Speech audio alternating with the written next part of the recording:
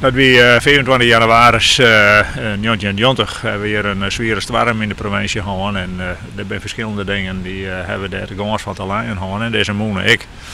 En die is losrekken, maar er was geen tafershow op dat stuit. En toen is het trots in eigen snelheid er warm draait en uit hemzelf in de brandvlijn.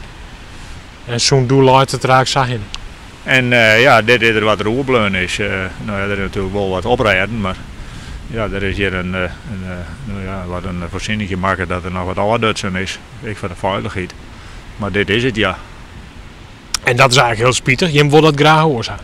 Nou ja, je hebt hier een molenpalen waar nog een onderbouw zit. En ja, door ontwikkelingen en ontjouwingen in de provincie moest oorstallig worden. En eigenlijk verpleegd worden met de zon. Dan hebben wij in elk geval een locatie achter de hand. Dat je dat dwang kennen. Je zou in wezen een orenmoene bob opkennen. Ja, je hebt hier weer een moenenpalen. Dat heb ik niet overal meer.